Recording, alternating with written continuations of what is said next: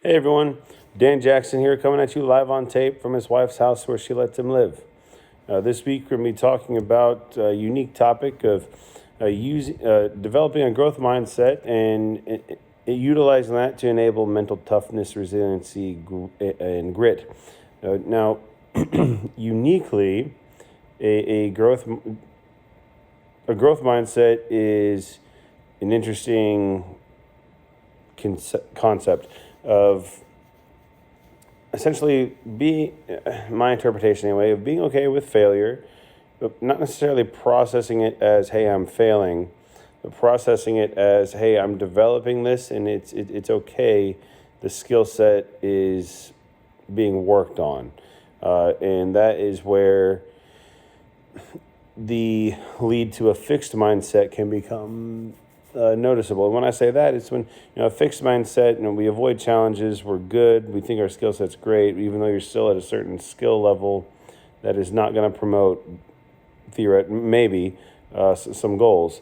Whereas like the growth mindset is like similar to some videos with Dr. Carol Dweck of the power of yet. You haven't failed, you just haven't learned it yet. You don't get an F, you get a Y. And that's okay, because even that letter Y can subconsciously promote, why do I want to do this? Why am I following this regimen in sports or academia or life or what have you? Input lesson here. Now,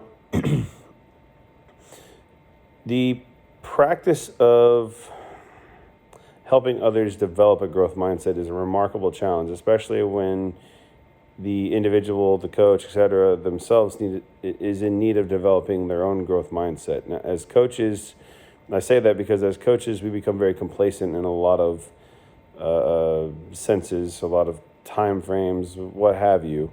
And that's an awesome part about coaching, because that is a magnificent level of failure that promotes an immeasurable amount of growth once it is recognized. For example, in our reading this week, we talk about how coaches are always excited about good practices at the end of a practice session, which of course we as coaches are excited about them. However, I do agree with the concept or the aspect of the piece that's missing is failure and mistakes. And that promotes a false sense of a growth mindset, I believe, if I understood that properly. And that can eventually lead to a fixed mindset of, hey, this false movement is correct. Well, let's redefine that. And that segues me into that was a method that I used years ago with the swim team of Bloomington High School South. Thankfully, I needed that aspect of my life of redefinition during that time. But the head coach at the time, Kyle Ruth, and myself, Bloomington High School South, boys swimming and diving, we had some kids that had a significant amount of potential in our eyes, and they didn't quite see it. So we assisted them in redefining what they believed to be fast within their events, to where by the end of each season, we could re-ask the question, is what you did fast? And they could say yes or no, or, well, I'd like to talk about it. So something as simple as asking an athlete to redefine what they believe to be good, fast, great, etc., from the standpoint of motivation, to where they can understand it and use it as motivation, is really cool. Now, fast forward 10 years, and it's changed a bit. The adage of redefine what you believe to be fast is still used. However, now the aspect of building mental toughness, grit, and resiliency is, hey, athlete, your voice has been heard. Let's have a conversation to try to see what this why is.